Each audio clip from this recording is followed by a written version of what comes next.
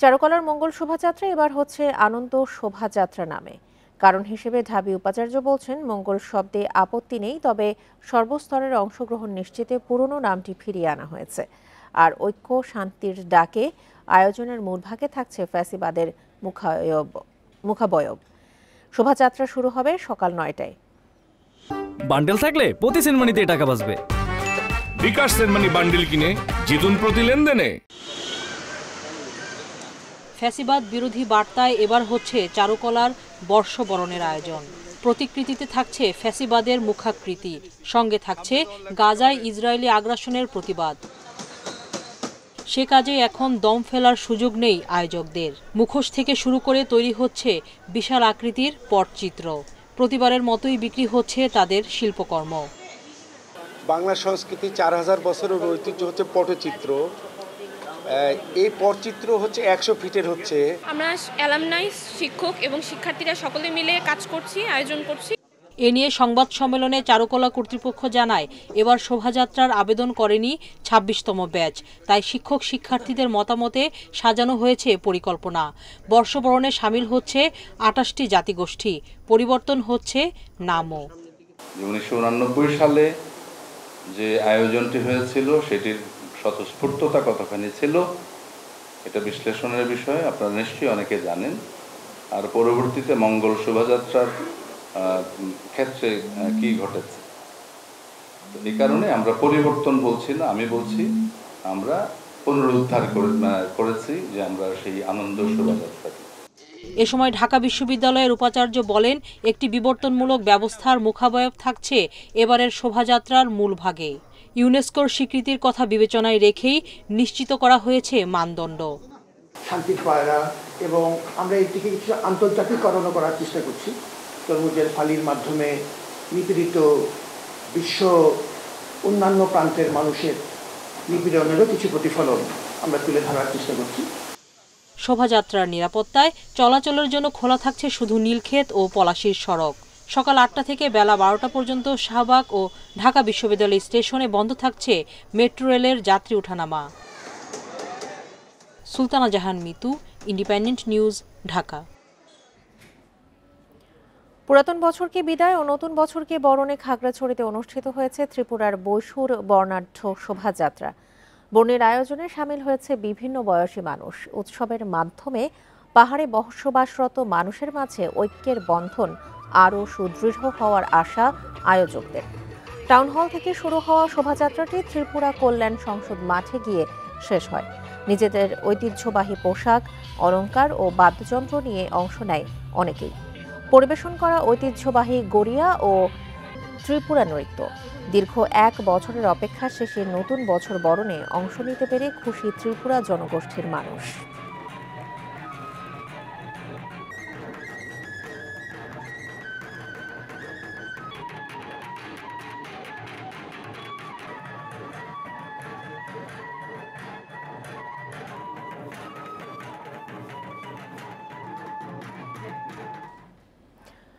নড়াইলে বিভিন্ন আয়োজনের মধ্য দিয়ে চৈত্র সংক্রান্তি পালন সনাতন ধর্মাবলম্বীদের ঐতিহ্য।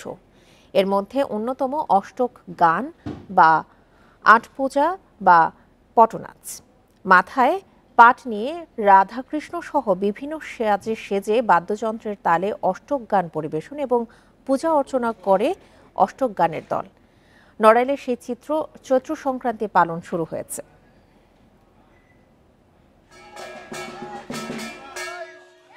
চৈত্র সংক্রান্তি উপলক্ষে ঢাকের বাদ্যের সাথে মাথায় পাট নিয়ে নেচে নেচে বিভিন্ন ভঙ্গিতে এক বাড়ি থেকে অন্য বাড়ি, এক গ্রাম থেকে অন্য গ্রামে ছুটে চলছে পাট নাচের দল। সাথে ছুটে চলছে রাধাকৃষ্ণ সহ বিভিন্ন সাজে সজ্জিত অষ্টক গানের দল। ১৫ থেকে ২০ জন নিয়ে তৈরি হয় অষ্টক গানের দল। দলের সাথে থাকে ঢোল, হারমোনিয়াম, বাঁশি, করতাল সহ পূজার উপকরণ। অষ্টক গানের ভিন্নধর্মী সুর ও উপস্থাপনা মানুষের মনে দাগ কেটে যায়। আমরা অষ্টক গান সম্পর্কে অনেক বইতেই পড়েছি, কিন্তু এই প্রথমবার আমরা অষ্টক গান সামনাসামনি দেখতে পারলাম, তার জন্য আমার খুব ভালো লেগেছে। আমি লাস্ট ১০-১২ বছর পরে মনে হয় এই প্রথম দেখলাম, মানে যে এখনও অষ্টক গান হয় আমাদের গ্রামে, কারণ আমি চাকরির সুবাদে বাইরে থাকি, দেখার সৌভাগ্য হয় না। অষ্টক গানের আয়োজন হয়েছে, তো আমাদের খুব অনেক মজা লাগছে। অনেক বছরই এই গান হয় না, আমরা অনেক মজা করছি এবার। অষ্টক গানের ভিন্নধর্মী পরিবেশনায় মুগ্ধ হন অনেকে, তবে নানা প্রতিকূলতা ও সংকটের কারণে দেশীয় এই ঐতিহ্য হারিয়ে যেতে শুরু করেছে। পড়ালেখা নিয়ে এখন ব্যস্ত আছে ছেলেপেলে নিয়ে, এখন এইভাবেই মেয়েটে পাওয়া যায় না, ছোট বাচ্চা কাচ্চা পাওয়া যায় না, এই জন্যই এইগুলো বিলুপ্তর পথে বেশি। বিভিন্ন কায়দা এবার আর কি 17-18 বছর পরে শুরু করেছি, তবে আমাদের মন মতো হয়নি। অনেক বছর আগে আমরা করেছিলাম 1 তারিখ, কিন্তু টাকা পয়সায় পারি না বিধায় এই কয়েক বছর মানে করিনি। সঠিক পৃষ্ঠপোষকতার অভাবে অনেকে অষ্টক গানের দলগুলোতে নিয়মিত পারফর্ম করতে পারছেন না। নড়াইল জেলাতে যেটুকু পাওয়া যায় তাতে হচ্ছে অষ্টক গানের অনেকগুলো দল ছিল, কিন্তু কালের বিবর্তনে আস্তে আস্তে আমরা দেখতে পাচ্ছি যে এটি হারিয়ে যাচ্ছে, কারণ আমরা পৃষ্ঠপোষকতার অভাবে তাদের পারিপার্শ্বিকতার কারণে এই দলগুলো এখন আর নিয়মিত পারফরমেন্স করতে পারছে না। লোকনাট্যের বিভিন্ন ধারার মধ্যে অষ্টক গান অন্যতম। কয়েক বছর আগেও নড়াইলের প্রতিটি গ্রামে অষ্টক গানের দল থাকলেও এবছর জেলায় মাত্র 4টি দল অষ্টক গান পরিবেশন করছে। Independent news. পয়লা বৈশাখ ঘিরে ব্যস্ত মৃৎশিল্পীরা। বাহারি মাটির খেলনা সহ বিভিন্ন জিনিস তৈরি করছেন তারা। চলছে সেসব সৃজনশীল জিনিসে রং তুলির কাজ। সময় মতো কাজ শেষ করতে সৃজনশীল কাজে যোগ দিয়েছেন মৃৎশিল্পীদের বাড়ির নারী সদস্যরাও।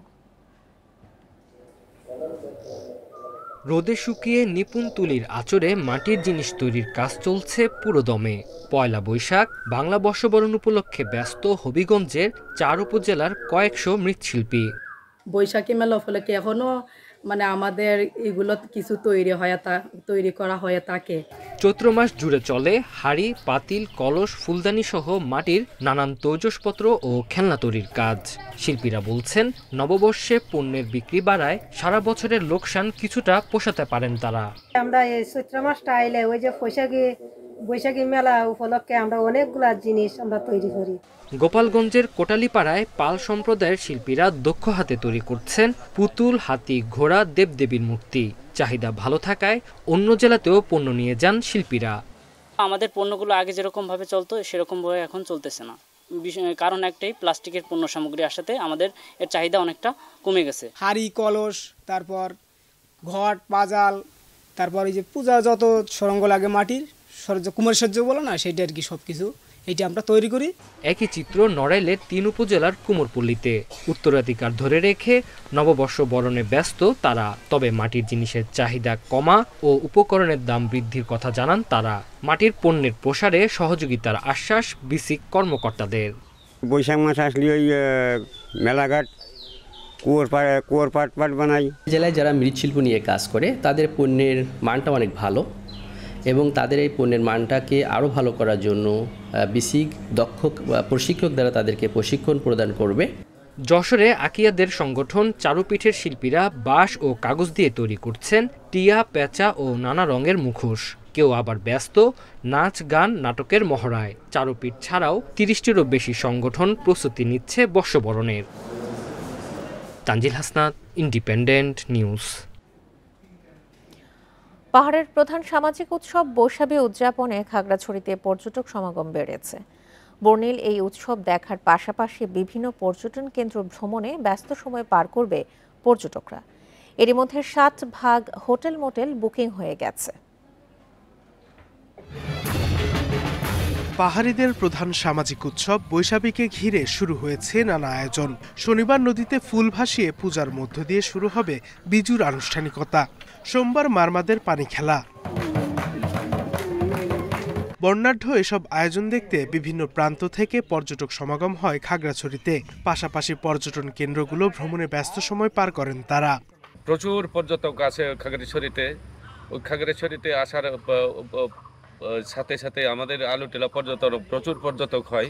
অতিথিদের বরণ করার জন্য আমরা নানাভাবে প্রস্তুতি নিচ্ছি। এর মধ্যে হোটেল মোটেলে 60 বেশি কক্ষ বুকিং হয়ে গেছে। পর্যটক বরণে সব ধরনের প্রস্তুতি নিয়েছে হোটেল মোটেল মালিকরা। তো আমরা আশা করছি এই উৎসব উপলক্ষে সামনে অনেক পর্যটক খাগড়াছড়িতে আসবে আমরা সেভাবে পর্যটনের পক্ষ থেকে প্রস্তুতি গ্রহণ করেছি। উৎসব নির্বিঘ্ন করতে এবং পর্যটকদের নিরাপত্তায় তৎপর রয়েছে পুলিশ। অনেক ধরনের অনেক জায়গা থেকে টুরিস্ট আসবেন, ফরেনাররা আসবেন এই উপভোগ করার জন্য। তাদের নিরাপত্তার জন্য আমরা সর্বোচ্চ নিরাপত্তা নিশ্চিত করছি এবং 3 স্তরের সিকিউরিটি প্ল্যান আমাদের আছে। এসব উৎসবের মধ্য দিয়ে পাহাড় ও সমতলের মানুষের মধ্যে মেলবন্ধন আরো জোরালো হবে। 15 এপ্রিল শেষ হবে বৈশাখী উৎসবের আনুষ্ঠানিকতা। Independent news. বাংলা নববর্ষের আগে রাজধানীর বাজারগুলোয় সব ধরনের মাছের দাম বাড়তি। নিষেধাজ্ঞা থাকার পরও বিক্রি হচ্ছে ইলিশ, দামও অনেক বেশি। 1 কেজি ও তার বেশি ওজনের ইলিশের দাম সপ্তাহের ব্যবধানে বেড়েছে সর্বোচ্চ 800 টাকা পর্যন্ত। বিক্রেতারা জানান, গত সপ্তাহেও 1 কেজির বেশি ওজনের ইলিশ মাছ বিক্রি হয়েছে 1600 টাকা থেকে 2000 টাকায়। এখন এর দাম 2200 থেকে 2400 টাকা। এছাড়া রুই মাছের দামও কেজিতে 100 টাকা বেড়ে বিক্রি হচ্ছে 400 টাকায়। বোয়াল, পাবদা, চিংড়ি, ট্যাংরা সহ সব ধরনের মাছের দাম বেড়েছে। দাম বৃদ্ধির জন্য সরবরাহ কমকে দায়ী করছেন বিক্রেতারা। এদিকে মোটা চালের দাম অপরিবর্তিত থাকলেও বেড়েছে চিকন চালের দাম। প্রতি কেজি নাজিরশাইল চাল কেজিতে 2 টাকা বেড়ে বিক্রি হচ্ছে মানভেদে 80 টাকা থেকে 86 টাকায়। সবজি, তেল, মুরগি, গরু ও খাসির মাংসের দাম গত সপ্তাহের মতোই অপরিবর্তিত রয়েছে। তবে এখনও বাজারে 1 ও 2 লিটার তেলের বোতলের সংকট কাটেনি বলছেন বিক্রেতারা।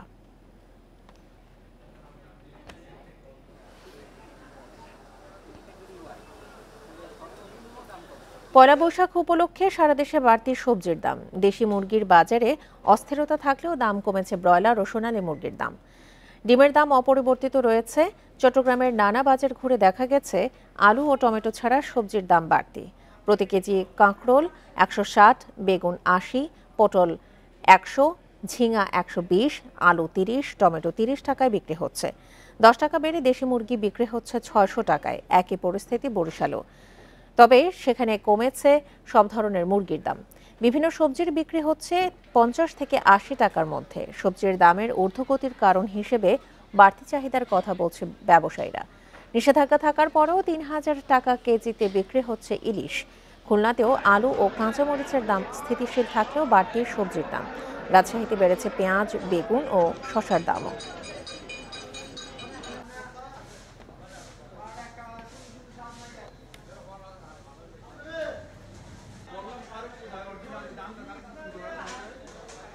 বাজারের অবস্থা খুবই দ্রব্যমূল্য এখন আস্তে আস্তে কেমনি কেমনি বাড়তেছে সব মালের দাম।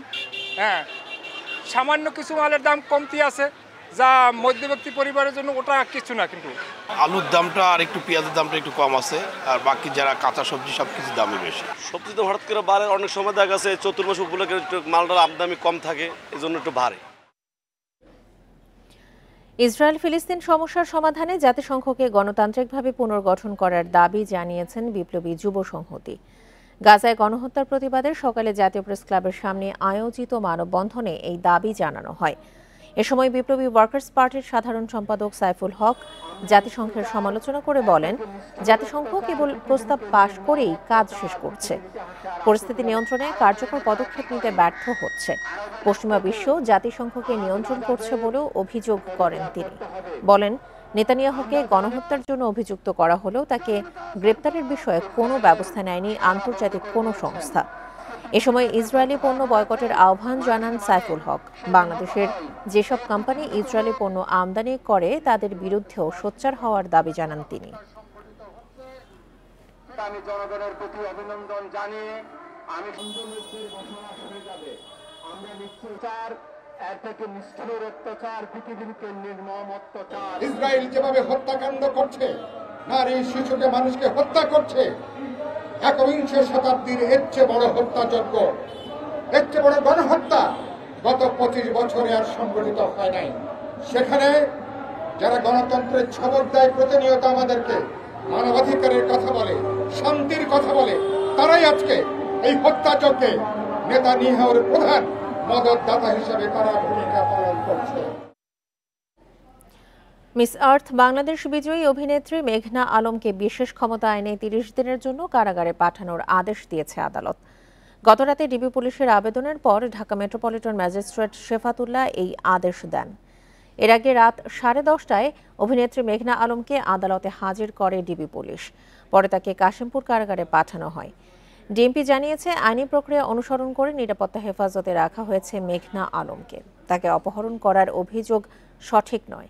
তার বিরুদ্ধে রাষ্ট্রীয় নিরাপত্তা বিঘ্নিত করা, মিথ্যাচার ছড়ানোর মাধ্যমে আন্তঃরাষ্ট্রীয় সম্পর্ক অবনতির অপচেষ্টা এবং দেশকে অর্থনৈতিকভাবে ক্ষতিগ্রস্ত করার ষড়যন্ত্রে লিপ্ত থাকার অভিযোগ রয়েছে।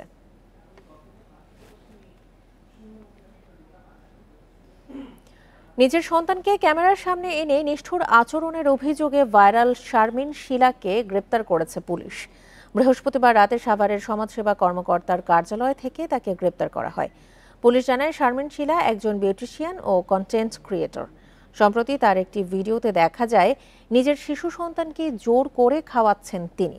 ভিডিওটি শিশু নির্যাতনের শামিল দাবি করে প্রয়োজনীয় ব্যবস্থা নিতে জেলা প্রশাসক বরাবর আবেদন করে সামাজিক সংগঠন একাই 100। উপজেলা মহিলা বিষয়ক কর্মকর্তা কাজী ইশরাত জামান শিশু নির্যাতন দমন আইনে একটি মামলা করেন। ওই মামলায় গ্রেপ্তার করা হয় শারমিন শিলাকে।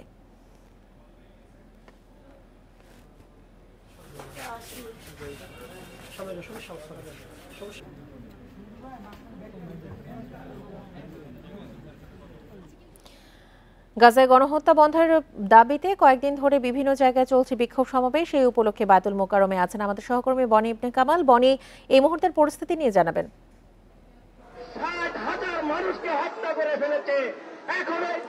দেখুন, পূর্ব ঘোষিত যে কর্মসূচি ছিল অর্থাৎ বিক্ষোভ মিছিল, সেটি কিন্তু জুমার নামাজ শেষ হওয়ার সঙ্গে সঙ্গেই শুরু হয়ে গিয়েছে। আমরা দেখতে পাচ্ছি ইসলামী যুব আন্দোলন বাংলাদেশের নেতৃত্বে তারা একটি বিক্ষোভ মিছিল এখানে আয়োজন করেছিল এবং সেই বিক্ষোভ মিছিলটি কিন্তু এখন অনুষ্ঠিত হবে। তার আগে বিক্ষোভ মিছিল পূর্বক যে সমাবেশ, সেই সমাবেশটি এখন অনুষ্ঠিত হচ্ছে এবং সেই সমাবেশে বিভিন্ন ধরনের স্লোগান দেওয়া হচ্ছে।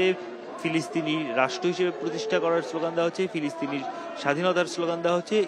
এমনকি গাজায় যে বর্বরতা হামলা চলছে, সেই হামলার বিরুদ্ধে বিশ্ব নেতৃত্ব অনেকটাই চুপ থাকার কারণে তাদের সমালোচনাও কিন্তু করা হয়েছে। আমরা শুনছিলাম কিছুক্ষণ আগে এই ইসলামী যুব আন্দোলন বাংলাদেশের যারা নেতৃবৃন্দ রয়েছেন তারা কিন্তু বলছিলেন যে বাংলাদেশে ইসরায়েলের যত ধরনের পণ্য রয়েছে সেই সব পণ্য বয়কট করতে হবে এবং কোনোভাবেই সেই সব পণ্যকে এখানে আসলে সুযোগ দেওয়া যাবে না।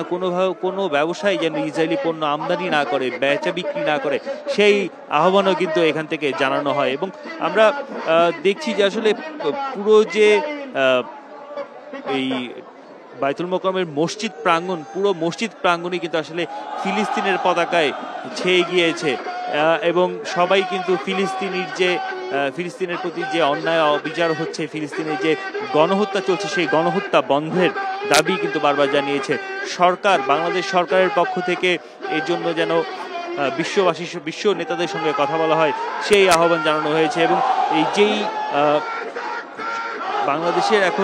বাংলাদেশ থেকে যেন তাদেরকে সহায়তা পাঠানো হয়, অর্থাৎ ফিলিস্তিনের বাসী যারা ফিলিস্তিনে আহত রয়েছেন তাদের সহায়তায় বাংলাদেশ পাশে দাঁড়ায়, সেই জন্য সরকারের প্রতিও কিন্তু আহ্বান জানানো হয়েছে। সার্বিকভাবে বলা যায় যে এই যে পুরো মুসলিম জাতির যে ক্ষোভ, সারা বিশ্বেই আমরা বিভিন্ন জায়গায় দেখতে পাচ্ছি ফিলিস্তিনিতে গাজায় যে গণহত্যা চলছে তার বিপক্ষে, তার প্রতিবাদে, তার বিরুদ্ধে যে গণ অবস্থান বা মানুষের যে বক্তব্য, সেটি কিন্তু আসলে বাংলাদেশেও প্রতিফলিত হচ্ছে এবং একই রকম অবস্থান কিন্তু আমরা দেখতে পাচ্ছি। আমরা দেখছি যে আসলে সবাই কিন্তু এই যে গাজায় যে বর্বরচিত হত্যাকাণ্ড, সেই হত্যাকাণ্ডের বিরুদ্ধে প্রতিবাদ জানাচ্ছেন এবং তারা বলছেন যে যে কোনো মূল্যে এই প্রতিবাদ তারা অব্যাহত রাখবেন এবং তারা চান যে ফিলিস্তিনি যেন স্বাধীন ভূখণ্ড হতে পারে, ইসরায়েলি আগ্রাসন যেন বন্ধ হয়। এই ছিল বায়তুল মোকাররম থেকে আমার কাছে সর্বশেষ তথ্য। বিক্ষোভ সমাবেশ নিয়ে বায়তুল মোকাররম এলাকা থেকে জানাচ্ছিলেন আমাদের সহকর্মী বনি ইবনে কামাল। অফিসের খরচের টাকায় করেন বাসার বাজার সদাই, কেনেন ছেলের পায়ের জুতো। অফিসের টাকায় গিফট করেন পছন্দের মানুষজনকে, এমনকি অফিসের কর্মচারী দিয়ে করান বাসার কাজ। অভিযোগ রয়েছে যৌন হয়রানিরও। সরকারি প্রতিষ্ঠানকে রীতিমতো নিজের পারিবারিক প্রতিষ্ঠান বানিয়ে কায়েম করেছেন ত্রাসের রাজত্ব। এসব অভিযোগ মিরপুরের BAVS ম্যাটারনিটি হাসপাতালের উপপরিচালক নজরুল ইসলামের বিরুদ্ধে। নজরুল ইসলাম সহকারী হিসাবরক্ষণ কর্মকর্তা থেকে কয়েক বছরের ব্যবধানে হয়ে যান বিএভিএস-এর অর্থ বিভাগের উপপরিচালক। কর্মচারীদের অভিযোগ এর পরেই বেপরোয়া হয়ে ওঠেন নজরুল ইসলাম। মানে অনেক টর্চারিং করছে যাতে আমি চাকরি ছেড়ে দিতে বাধ্য হই। মীর স্যারের সময় থেকে উনি পুরা বেপরোয়া হয়ে গেছে আরো বেশি। এই নারী কর্মীর অভিযোগ তাকে চাকরিচ্যুত করা হয়েছে শুধুমাত্র অনৈতিক প্রস্তাবে রাজি না হওয়ার কারণে। আমার শরীর হাত পাও টাচ করতে চায়, জোরাজোরি করে, ওই সময় আমি দৌড় দিয়ে দরজাটা হেসে বন্ধ করতে চাইছে, আমি থাবা দিয়ে দৌড়িয়ে আমি বের হয়ে গেছি। আমি যখন ওনার কথায় রাজি না হয়েছি তখন আমারে মুখে বললে দিচ্ছে তুমি চাকরি থেকে চলে যাও। একইভাবে চাকরিচ্যুত করা হয় আরেক নারী কর্মীকেও। কিছু মানুষরা সে বাধ্য করছে, কিছু মানুষরা পারে নাই, তাদের চাকরি থেকে বহিষ্কার করছে। কর্মীদের দিয়ে ঘন্টার পর ঘন্টা হাত পা মেসেজ করাতেন নজরুল, এমন অভিযোগও রয়েছে তার বিরুদ্ধে। কান্দে ভিতরে পাও দিয়া শরীর মেসেজ করাইতো, দেখা যায় 2 ঘন্টা 3 ঘন্টা আমাদের এরকম করতে হইতো। আমাদের পুরা বাধ্য থাকতে হইতো। আর মানে কি আজকে যদি বলে কি চলে যাও, চলে যাইতে হইতো। সবসময় রেগুলার, মানে প্রতিদিনকার নিয়ম রুটিন ছিল এগুলো। ছেলের জুতা কেনার বিলও নিয়েছেন হাসপাতাল থেকে। প্রতি শুক্রবার অফিসের টাকায় বাজার করতেন বাসার জন্য। আমাদেরকে নিজের বাসার বিলও করাইতো, এমনকি আবার ভুয়া কিছু বিল আমাদের করে রাখতো উনি অফিসে। টোটালি ওদের বাসায় যা লাগে সবই হাসপাতাল ব্যয় বহন করতো। কোনোটা বিল হইতো ডাইরেক্ট, কোনোটা হইতো ইনডাইরেক্ট। এই তো তার এমন স্বেচ্ছাচারিতা, অনিয়ম ও দুর্নীতির প্রতিবাদে আন্দোলনে নামেন বিএভিএস-এর কর্মকর্তা কর্মচারীরা। ওনার কারণে আমরা বিভিন্নভাবে সাফার হবা। বেতনের কোনো স্কেল নাই, ওনার যাকে ভালো লাগবে তাকে বেশি দিবে, যাকে ভালো লাগবে না তাকে দিবে না। ওনার কাছে যে কোনো সময় আমরা মনে করেন কোনো ইয়া পাই নাই, যদি গেছি ওনার সামনে উনি দূর দূর করে তারাইতেছে। তবে সব অভিযোগ অস্বীকার করেন নজরুল ইসলাম। বাসার বাজার করেছেন এখানকার টাকা দিয়ে। মিথ্যা কথা, আমার ডকুমেন্ট আছে। মিথ্যা এগুলা কি? আপনার ছেলের জুতা কিনেছেন, সেই জুতার টাকা। মিথ্যা কথা এগুলা ভাই, আমি বলতে বানোয়াট এগুলা। আমার কাছে তথ্য আছে। এত অভিযোগের পরেও তাকে স্বপদে বহাল রাখার জন্য তৎপরতা চালাচ্ছে একটি বিশেষ মহল। Nazmul Sayeed, independent news, Dhaka. নাটোর আদালতের মালখানা সহ বিভিন্ন রুমের দরজা জানালার গ্রিল কেটে প্রায় 37 লাখ টাকা সহ গুরুত্বপূর্ণ আলামত চুরির ঘটনা ঘটেছে। এ সময় আদালতের হাজতখানা ও মালখানা সহ আশপাশের ব্যবহৃত সিসি ক্যামেরার ডিভাইসগুলো খুলে নিয়ে যাওয়া হয়। এ ঘটনায় জিজ্ঞাসাবাদের জন্য 3 জনকে পুলিশ হেফাজতে নেওয়া হয়েছে। খবর পেয়ে পুলিশের ঊর্ধ্বতন কর্মকর্তারা ঘটনাস্থল পরিদর্শন করেন। তবে কী পরিমাণে আলামত খোয়া গেছে তা রেজিস্টার না মিলিয়ে বলা সম্ভব নয় বলে জানিয়েছেন পুলিশ সুপার আমজাদ হোসাইন। এটা তো অনেক বড় একটা মালখানা, অনেক কিছু থাকে, তা আমরা আসলে পূর্ণাঙ্গ তালিকা বলতে একটু সময় লাগবে, যেহেতু আমরা চেকলিস্টটা যাচাই বাছাই করে বলতে হবে। মূলত আমরা খোঁজার চেষ্টা করতেছি কোন দিকে ঘটনা ঘটতেছে। দু একটা স্থান আমরা চিহ্নিত করছি, 2 একটা গ্রিল ভাঙা, যেখানে সিসিটিভি মনিটরিং আছে, সেটাও আমরা এটা মিলেই আপনাদেরকে ডিটেলস একটু পরে বলতে হবে। Thank you. সিসিটিভি এ নিয়ে নাটোর থেকে জানাতে যোগ দিচ্ছেন আমাদের সহকর্মী বাপ্পি লাহিড়ী। বাপ্পি, নাটোর আদালতের মালখানা সহ বিভিন্ন জিনিস চুরি হয়েছে, মালখানার জিনিসপত্র সহ, এই বিষয়ে কি কাউকে অভিযুক্ত বা সন্দেহ কাউকে আটক করা হয়েছে কিনা?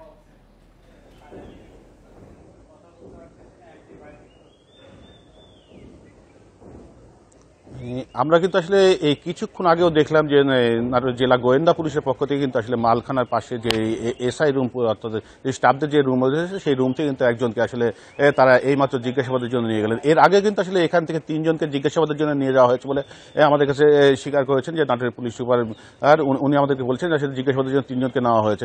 আসলে আজকে সকালেই কিন্তু এইখানে যে পুলিশ সদস্যরা থাকে সেই পুলিশ সদস্যরা সকালে অফিসে আসার সময় কিন্তু আসার পরেই আসলে দেখতে পায় যে তার প্রথমে একটি এসআই কক্ষে, অর্থাৎ মালখানার দায়িত্বে যে এসআই রয়েছে সেই এসআই রেজাউল ইসলামের কক্ষে কিন্তু আসলে দরজার পাশে যে জানালাটা, সেই জানালার গ্রিলটা ভাঙা। এরপর তিনি আসলে ভিতরে ঢুকে দেখেন যে পিছনের দরজা জানালাটাও ভাঙা। তারপর তিনি বাইরে বেরিয়ে দেখেন যে আসলে মালখানার যে লকটা রয়েছে, তালাটা রয়েছে, সেই তালাটা ভাঙা কাটা। কিন্তু আসলে এখানে আসলে আরও একটি গুরুত্বপূর্ণ বিষয় রয়েছে যে এইখানকার যে মালখানার লক যে তালাটা রয়েছে, তালাটা কিন্তু আসলে অ্যালার্ম সিস্টেম তালা। এখানে কিন্তু আসলে এই তালাতে কেউ হাত দিলে কিন্তু আসলে এখানে অ্যালার্ম বাজার কথা রয়েছে। এর বাইরেও কিন্তু এখানে আসলে পুলিশ সদস্যরাও কিন্তু আসলে নিরাপত্তার দায়িত্বে নিয়োজিত থাকে এখানে। তারপরেও কিভাবে যে আসলে এই ঘটনাটা ঘটলো এখানকার কোনো পুলিশ সদস্য কিন্তু আমাদেরকে সঠিকভাবে বলতে পারছে না। তারা আমাদেরকে বলছে আসলে তারা সংবাদ পাওয়ার পর এখানে পুলিশের ঊর্ধ্বতন কর্মকর্তারা ঘটনাস্থল পরিদর্শন করেছে, সিআইডি, পিবিআই সবাই কিন্তু আসলে ঘটনাস্থল পরিদর্শন করেছে। তারা এখানে সবকিছু আলামত সংগ্রহ করছে এখন পর্যন্ত। আর এখানে আরেকটি বিষয় আমরা যে এখানকার পুলিশ সদস্যের সাথে কথা বলে যেটুকু জেনেছি যে আসলে গত 13ই মার্চ নাটোরের সিংড়াতে কিন্তু আসলে একটা এলজিডি প্রকৌশলীর কাছ থেকে প্রায় 37 লক্ষ টাকা উদ্ধার করা হয়েছিল। সেই টাকাগুলো কিন্তু আসলে এই মালখানার ভিতরেই কিন্তু আরেকটি স্টিল আলমারির ভিতরে এই টাকাগুলো গচ্ছিত ছিল। সেই স্টিল আলমারি থেকে কিন্তু আসলে সেই টাকাগুলো খোয়া গেছিল আমরা প্রাথমিকভাবে জানতে পেরেছি। এর বাইরেও যে বিভিন্ন মামলা যে স্বর্ণালঙ্কার বা রূপার গহনা সহ অন্যান্য যে কাগজপত্র বা আলামত ছিল সেগুলো অনেক কিছু খোয়া গেছে বলে এখানে প্রাথমিকভাবে ধারণা করা হচ্ছে। সবচেয়ে বড় বিষয়টি যে আসলে এখানে যে চতুর্দিকে সিসি ক্যামেরা রয়েছে সিসি ক্যামেরার নিয়ন্ত্রণের মধ্যে ছিল। এখানে এই সিসি ক্যামেরার যে হার্ড ডিস্ক বা অন্যান্য ডিভাইসগুলো ছিল যে রুমটিতে সেই রুম থেকেও কিন্তু আসলে সেগুলো চুরি হয়েছে। আসলে সব মিলে এখানে যে অবস্থা চলছে এখন পর্যন্ত পুলিশের ঊর্ধ্বতন কর্মকর্তাগুলো বিষয়টি গুরুত্ব সহকারে তদন্ত করছেন বলে আমাদেরকে জানিয়েছেন। নাটোর থেকে জানাচ্ছিলেন আমাদের সহকর্মী বাপ্পি লাহিড়ী। ঝিনাইদহের শৈলকুপায় আধিপত্য বিস্তার নিয়ে দুপক্ষের মধ্যে সংঘর্ষের ঘটনা ঘটেছে। বৃহস্পতিবার রাত ও শুক্রবার সকালে দুদফা সংঘর্ষে আহত হন অন্তত 35 জন। পরিস্থিতি নিয়ন্ত্রণে এলাকায় মোতায়েন করা হয়েছে পুলিশ। স্থানীয়রা জানান আধিপত্য বিস্তার নিয়ে বিষ্ণুপুরের ইউপি সদস্য কপিল বিশ্বাসের সাথে স্থানীয় রইজ উদ্দিনের বিরোধ চলছিল। এর জেরে বৃহস্পতিবার রাতে দুপক্ষের সমর্থকদের মধ্যে সংঘর্ষের ঘটনা ঘটে, এতে অন্তত 10 জন আহত হন। শুক্রবার সকালে উভয় পক্ষের লোকজন দেশীয় অস্ত্র নিয়ে ফের সংঘর্ষে জড়ায়। এতে দুপক্ষের অন্তত 25 জন আহত হন। ভাঙচুর করা হয় বেশ কয়েকটি বাড়িঘর ও দোকানপাট। খবর পেয়ে পুলিশ গিয়ে পরিস্থিতি নিয়ন্ত্রণে আনে।